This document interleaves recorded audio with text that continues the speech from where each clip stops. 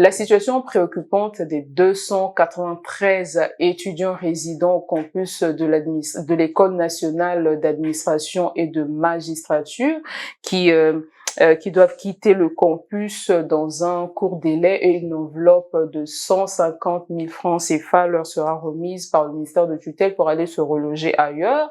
Mais seulement, un problème, ces étudiants jugent la liste composée par le ministère injuste, qui ne prend en compte que qui ne prend en compte que les étudiants inscrits à l'université à partir de 2020. Suivez ce reportage. Les étudiants logés au campus de l'École normale d'administration et de magistrature n'ont plus qu'un jour pour quitter les logements universitaires. La décision vient du ministère de l'Enseignement supérieur, de la Recherche scientifique et de l'Innovation technologique. Une somme de 150 000 francs CFA est promise à ces étudiants comme mesure d'accompagnement. Mais ces étudiants jugent insignifiant le montant qui sera mis à leur disposition. Oui, évidemment, parce qu'on sous-entend que le jeune étudiant qui vit au campus, c'est celui dont la famille ne peut pas supporter le logement à Brazzaville. C'est celui dont la famille n'a pas les sous pour soutenir ou vivre. En fait, c'est même une des raisons qui nous pousse à arriver au campus. Donc, on dit de sortir du campus, nous sommes livrés à nous-mêmes, en fait. Nous n'avons pas la plupart n'ont pas de famille ici, revenons de Dolisie, Nkayi, on n'a pas de lieu où aller s'abriter. Et la somme qu'ils proposent aussi, déjà à Brazzaville, moi je suis étudiant, je dois être dans la zone de mon établissement. Je ne peux pas aller louer à Ngangalingolo. Donc, si j'ai 150 000, je vais louer une maison pendant combien de temps? Et après cette période-là, comment ferais-je pour continuer avec mes études? Et le deuxième point aussi, c'est que on propose la location à une petite partie des étudiants. Cette décision laisse perplexe plus d'un étudiant et pourrait impacter leurs études. Depuis que j'ai reçu la nouvelle, je suis pas à l'aise parce que je vois c'est comme si mes études sont bouleversées. Parce que si je me retrouve là, je repars chez les familles, je peux pas continuer mes études à cause du déplacement parce que la famille n'a pas de moyens pour me payer les déplacements à tout moment pour me rendre à la fac. Je vois c'est comme si mes études sont menacées et du coup, je sais pas si je peux continuer les études ou bien je vais laisser. Mais les 150 000, ça peut pas nous arranger parce qu'avec 150 000, tu peux louer la maison avec, dans la caution, chercher des trucs là, ça va finir même en une journée.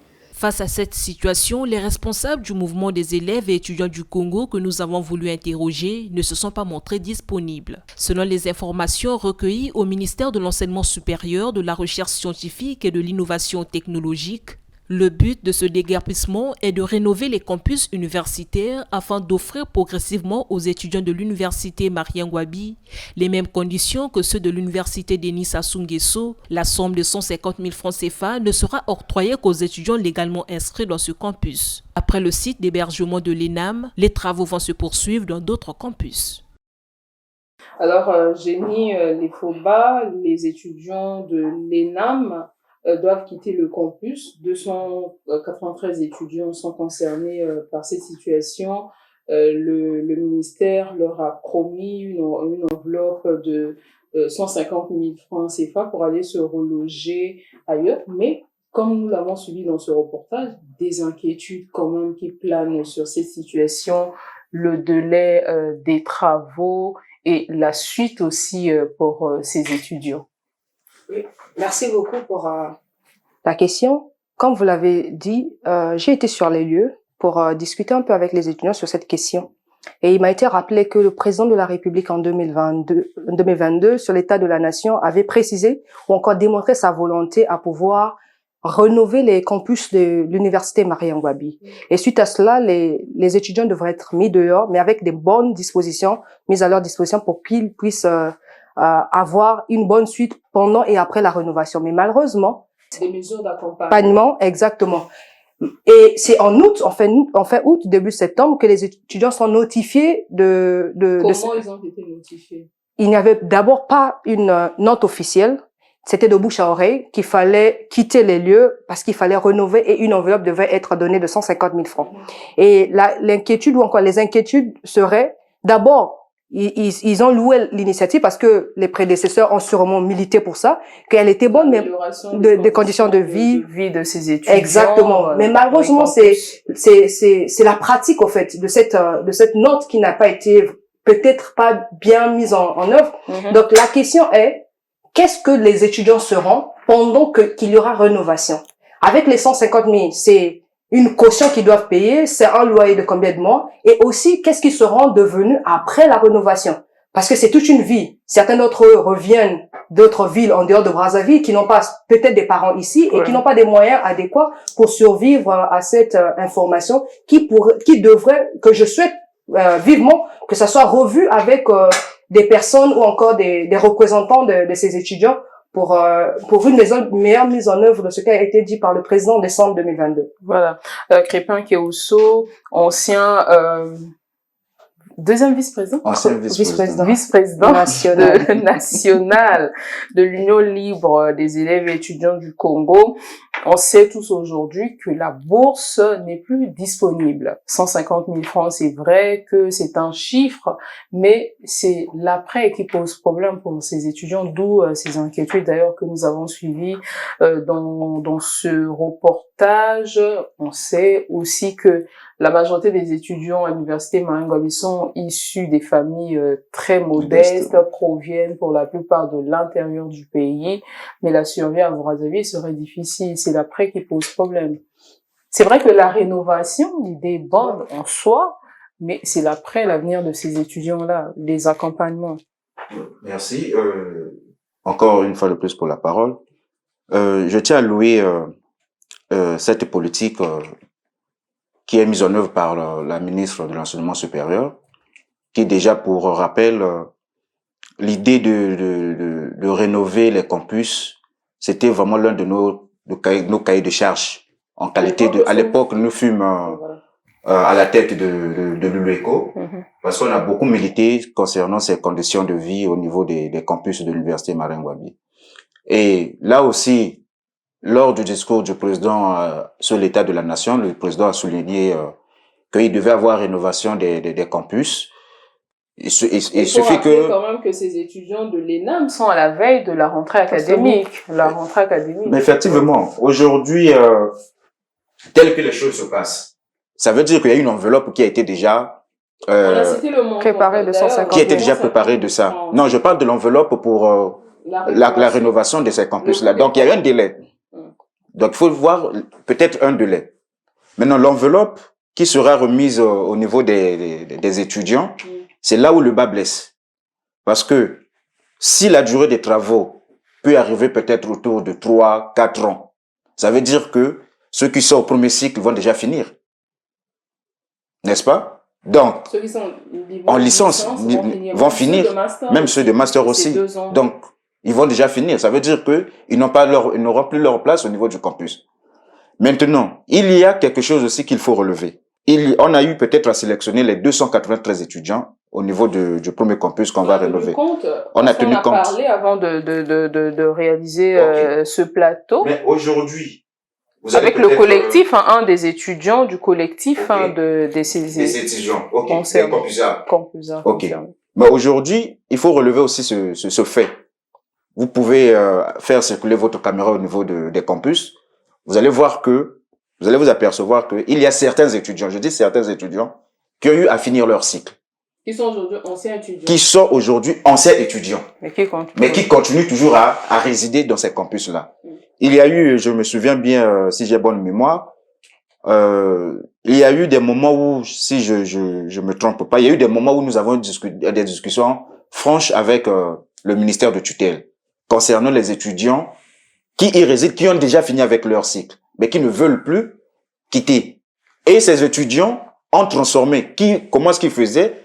Vous voulez. Donc, ils faisaient même louer leur chambre aux nouveaux étudiants. Aujourd'hui, il y a des activités génératrices de revenus qui sont en train de faire au niveau du campus. Donc, s'il y a un délai, s'il y a peut-être une sélection, on essaie de regarder les années antérieures, ceux qui ont déjà peut-être fini. Moi, c'est sur cet angle-là que je trouve. Mais l'inquiétude des étudiants du campus sont fondées parce que nous connaissons bien le Congo. Enveloppe de 150 000, il y aura peut-être quelque part des injustices. Certains pourront avoir et d'autres ne pourront pas aussi l'avoir. Donc, pour nous, je trouve que c'est vraiment judicieux que le gouvernement, donc par l'entremise du ministère de l'Enseignement supérieur, qu'il y ait un dialogue avec les représentants de ces étudiants-là. Donc, je parlerai de l'ULECO, le MEC, etc. simplement, je tiens à vous rappeler, à l'heure où nous tournons cette émission, parce que le délai de déménagement, c'était prévu pour le 20. Jusqu'à aujourd'hui, à l'heure où nous tournons cette émission, les étudiants sont encore au campus, mais non, il y a des pourparlers qui ont été engagés entre ce collectif parce que pour revoir les modalités et aussi de revoir la composition de la liste avec le ministère de tutelle, notamment le ministère de l'enseignement supérieur. C'était la précision que je tenais à faire.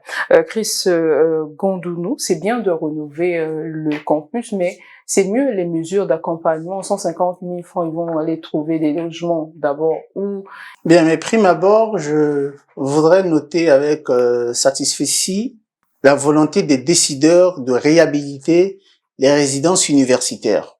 Parce que nous savons... De l'université Marion Ngouabi, parce que ceux de Denis Sassou Nguesso sont quand même dans les meilleures conditions. Oui. Il faut nous savons très bien les conditions dans lesquelles baignent souvent les étudiants résidant dans l'insalubrité, dans le campus, dans les campus de l'université Marion Ngouabi. Bon, quant à la question de la bagatelle somme de 150 000 francs qui, vu la cherté de la vie aujourd'hui, raison fondée, c'est une somme qui est difficile vraiment à trouver de quoi se reloger. Et je voudrais par là apprécier un fait. Le délai de relogement a été fixé normalement le 20 septembre.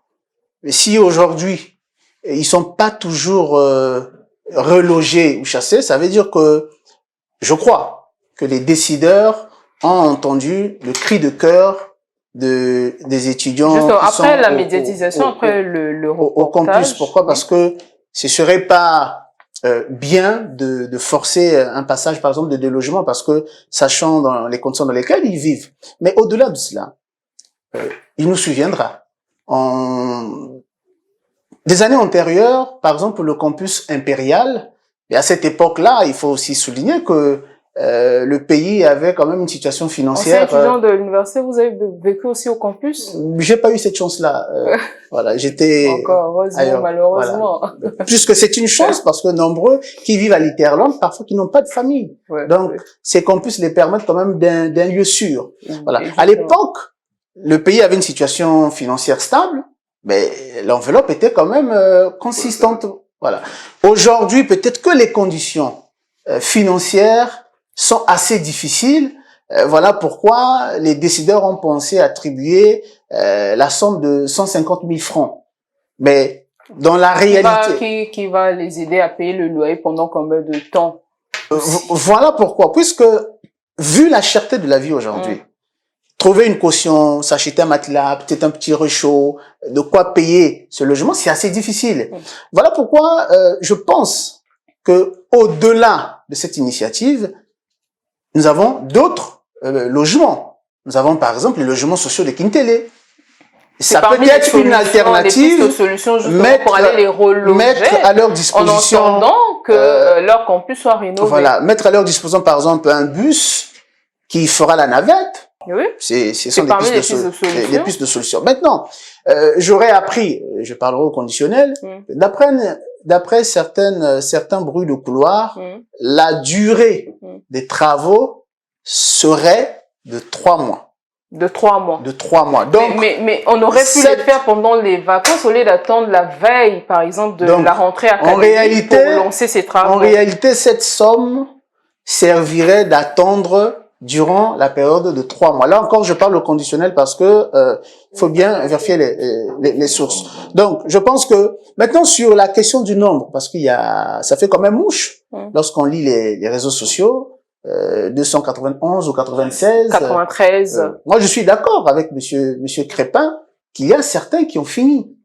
C'est de la même manière que dans le foncier, par exemple, des occupations anarchiques. Mais aujourd'hui, le problème, c'est vrai qu'il y a les inquiétudes parce que les étudiants ont été un peu surpris par cette nouvelle. Mais pourquoi ne pas engager, le ministère n'a-t-il pas engagé les discussions avant, les informer par une autre officielle et de dialoguer avec le syndicat? Il y a le MEC qui est là, il y a l'ULECO et puis ces étudiants-là aujourd'hui se sont constitués en collectif, de dialoguer avec eux pour les rassurer. Les les inquiétudes planent plus au niveau de l'incertitude. L'après, l'accompagnement, nous serons dehors, mais après, qu'est-ce qui va nous arriver?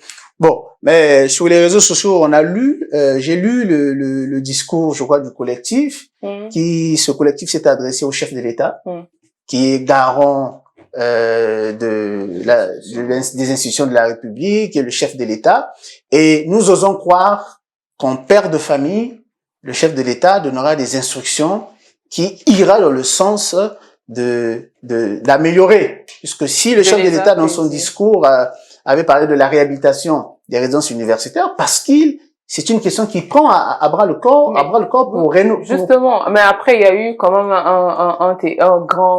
une grande période après entre le discours du chef de l'État et aujourd'hui que le ministère tombe dans l'application, mais il y a eu aussi une période de vacances à l'université Marion-Guabi dont le calendrier académique n'est pas toujours respecté. Pourquoi le ministère, vous avez eu assez de temps de parole, Christian? Parce que vous m'avez beaucoup interrompu, ce qui ne m'a pas permis de suivre la logique de mon raisonnement. Je voudrais rappeler quand même que il faut noter l'État a le monopole de la violence. L'État est un monstre froid. Si les décideurs avaient voulu qu'ils soient délogés, ils pouvaient le faire puisqu'ils disposent des moyens. Mais jusqu'à aujourd'hui, les étudiants sont au campus. Ça prouve que leur cri de cœur les pourparlers sont engagés avec Je voudrais quand même après la médiatisation de cette histoire. Je voudrais quand même finir mon raisonnement. Ça prouve que le cri de cœur n'est pas tombé dans les oreilles des sourds. Les décideurs ont compris l'inquiétude parce que les décideurs connaissent la cherté de la vie aujourd'hui à Brazzaville et nous osons croire que les mesures d'accompagnement adéquates seront allouées pour que ces étudiants-là soient relogés dans des bonnes conditions et que la durée de 3 mois soit vraiment tenue rigoureusement. Mais on va quand même explorer avec vous les pistes de solutions proposées tout à l'heure par Chris Gondounou, les reloger par exemple dans les logements sociaux de Pila, de Kintele. Ce sera une très belle solution. Oui. Et aussi, suite à cet événement, suite à ce problème, je pense que ça serait quand même responsable de notre part en tant que pays, en tant qu'une nation, de maintenant commencer à faire des choses avec beaucoup plus de proactivité. Parce que si du délai où le temps où le président a parlé, il a démontré sa volonté politique à changer les choses et qu'il y avait peut-être un noyau de discussion, de réflexion, on serait peut-être pas arrivé là. Donc, on peut mettre à disposition les sites.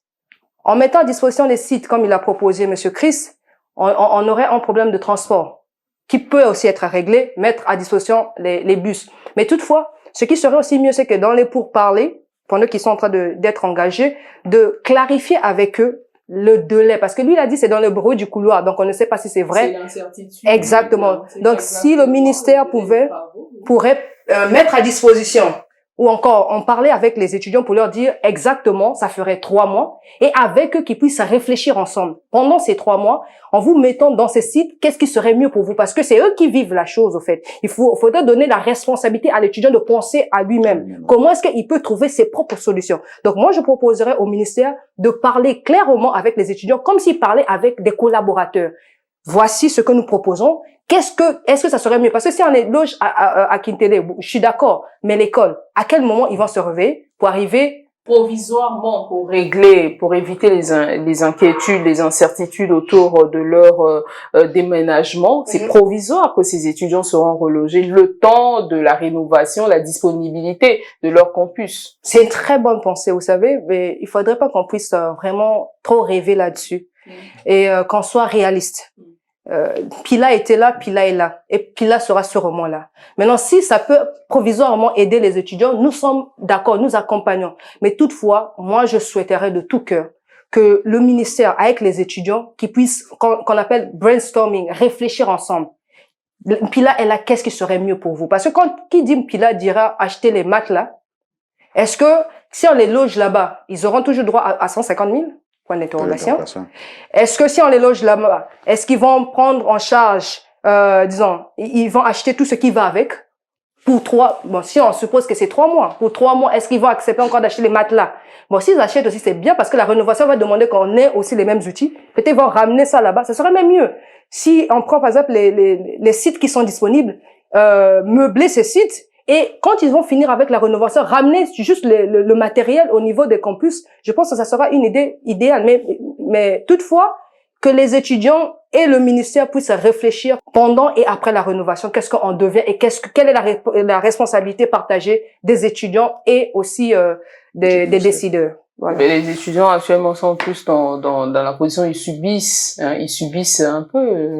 C'est vrai, mais toutefois, en parlant, ça fait appel à une négociation. Parce qu'il faut pas rester dans l'état de l'émotion du subi. Il faut réfléchir, il faut rebondir devant une situation. On va pas rester toute la vie à réfléchir, ok, ben, là, on lui donne le pouvoir, au fait, de dire, qu'est-ce que tu veux? En tant qu'un homme responsable, une femme responsable. C'est aussi, Jenny Lefoba, c'est aussi le travail que devrait en réalité faire le syndicat des étudiants. Normalement, et je suggère, ou je proposerais que cette structure puisse maintenant, vous avez milité, ce que Monsieur Crépin dit, vous avez milité, est-ce que vous avez après aussi eu à réfléchir sur comment est-ce que cela devrait être fait pour proposer au gouvernement? Parce qu'il faut pas militer, et puis si on vous donne une opportunité, vous n'êtes pas à mesure d'appliquer votre, voilà, ce que vous revendiquez. Donc, s'il y a un conseil, il devrait aussi être proactif. On attend le rôle, parce qu'il y a les inquiétudes, les étudiants se posent de quel côté se trouve le MEC et l'ULECO. Est-ce que vous avez des caisses à résonance du ministère? Est-ce que vous représentez réellement les intérêts des étudiants? C'est là. Bien sûr. Nous représentons les étudiants. Je prie au effort. Nous représentons les étudiants. Nous sommes pas pro de tel ministre ou tel ministre, non. En fait, le problème, c'est, lorsque nous partons, nous sommes objectifs. On veut rencontrer, nous avons un cahier de charges. Nous discutons ensemble avec le ministère. C'est au ministère, le ministère, c'est un décideur. Nous venons solliciter.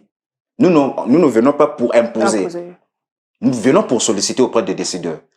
Donc, c'est aux décideurs de nous dire, de nous clarifier, de nous donner les orientations, comment est-ce qu'il faut faire avec les étudiants. Mais dès lors que, concernant la situation des campusards, des étudiants en campus, si, par exemple, les structures estudiantines ne sont pas informées, nous ne devons pas imaginer en lieu et place du ministère pour aller donner les informations auprès des étudiants. Madame Jenny venait de dire tout à l'heure que cette information n'était pas officielle. Donc, c'est peut-être de bouche à l'oreille que les étudiants ont reçu cette information. J'ai parlé au téléphone avec le président de l'exercice de l'ULECO. Oui. Donc, il a rassuré que les étudiants sont pour parler avec eux-mêmes, lui-même est en contact avec le ministère. Tel que nous sommes là, nous partons, nous sommes plus en exercice, mais en partant, nous laissons, c'est comme on dit, l'administration, c'est une continuité.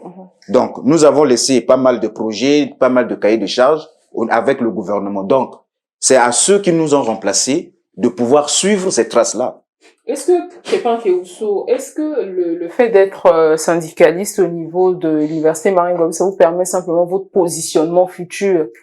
Est-ce que ce sont pour des besoins de positionnement ou encore servir réellement aux intérêts des étudiants? Non, c'est pas question de positionnement. C'est pas question de positionnement. Réellement, vous savez qu'il y a des choses qui se sont passées au niveau de l'université, que nous avons milité, que nous avons lutté. Et que nous avons mis fin... Ces problèmes et les solutions, les effets de votre militantisme, qu'est-ce que ça a apporté? Nous sommes arrivés à un stade où nous avons, concernant les calendriers, par exemple, des examens au niveau de l'université Marine Ngouabi. Le règlement intérieur de l'université Marine Ngouabi stipulait que les examens devaient être publiés avant la rentrée, par exemple, effective de l'année académique. Mais dès lors qu'on faisait composer les étudiants par, j'ai oublié le terme, par anticipation, par exemple, vous avez composé, mais vous ne connaissez pas vos résultats, mais on vous fait encore composer. Mais nous avons arrêté. Je prends le cas, par exemple, à Bayardel, nous arrivons, la STC a subi ce même cas, le département de sociologie a subi le même cas, nous sommes arrivés, les étudiants nous ont informés, nous arrivons sur place, on vérifie la situation, c'est réel, on dit les examens ne vont pas se tenir. Et nous avons eu à discuter avec, à l'époque, la chef de la scolarité, avec l'ancien doyen de l'université, l'ancien doyen de Bayardère, par exemple. Nous avons discuté longuement et le secrétaire académique. Les solutions, les traces, donc, aujourd'hui, le syndicat n'est pas là justement pour sa position, mais il est là pour défendre les droits et intérêts des étudiants. Généralement, les étudiants disent c'est une porte d'entrée à la fonction publique. Lorsque vous êtes syndicaliste, du coup, votre recrutement au niveau du ministère est garanti. Certains d'entre nous ne sont pas intégrés à la fonction publique. La parole à Chris Gondounon à la fin de l'émission, c'est votre dernier mot, conclusion. Trouver des solutions, c'est un problème en réalité, c'est un problème, une situation préoccupante que vivent ces étudiants. Bon, en guise de dernier mot, je voudrais lancer un appel à ces étudiants qui sont dans les campus, dans le campus aux étudiants, pas au ministère. Ben, j'ai pas encore fini. Je commence à peine déjà. D'accord. Voilà. Je voudrais lancer un appel d'abord aux étudiants résidents du campus ENAM. Votre situation est difficile aujourd'hui, vu la cherté de la vie à Brazzaville. Et j'ose croire que votre cri de cœur a été entendu par les décideurs. Ce que je voudrais vous inviter, c'est de continuer dans votre démarche de pourparler, de pacifiste, de ne pas tomber dans la récupération politique, de ne pas tomber dans des couloirs obscurs, parce que il s'agit de votre condition de vie, il s'agit de votre avenir. Vous avez engagé les pourparlers, continuez sur cette voie-là, ne cédez à rien, restez droit, debout sur vos bottes, que les politiques ne fassent pas une récupération de contestation de quoi que ce soit. À l'endroit des décideurs, la situation des étudiants résidant au campus l'ENAM est une situation qui préoccupe vos actions. Et nous osons croire que votre volonté de réhabiliter le campus ENAM sera une volonté réelle et qui va se poursuivre avec la réhabilitation des autres campus, étant donné que de l'autre côté également, les conditions sont à améliorer.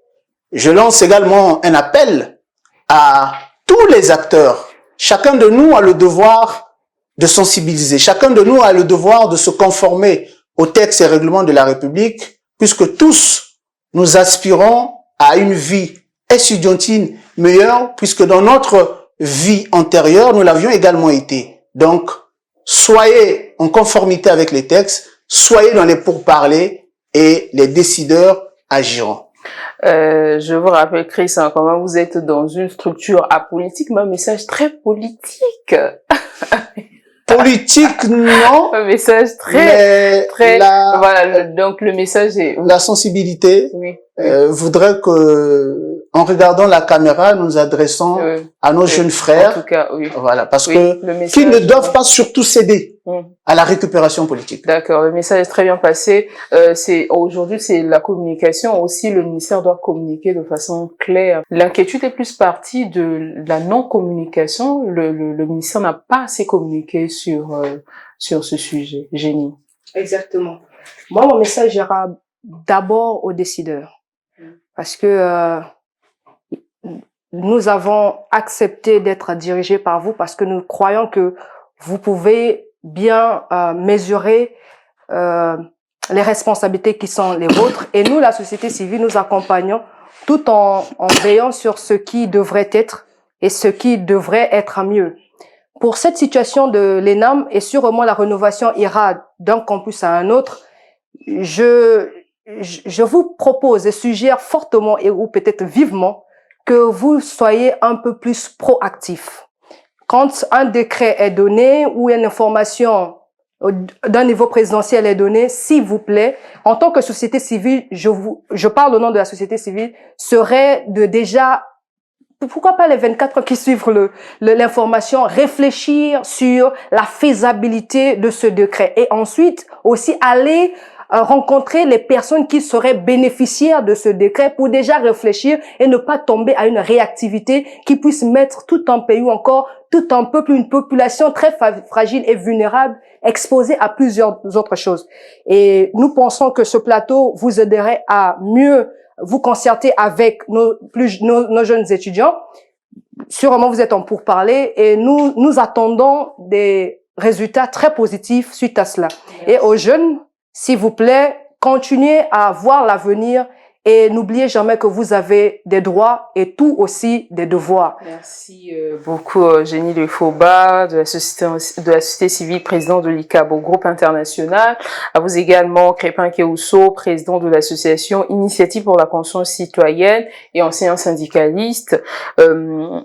Chris Gondounou, oui, j'ai retrouvé le nom. Chris Gondounou, membre du Conseil consultatif de la jeunesse. Merci à vous également pour votre attention. Un plateau consacré à la situation des 293 étudiants du campus ENAM. Merci à la réalisation. Merci et au revoir.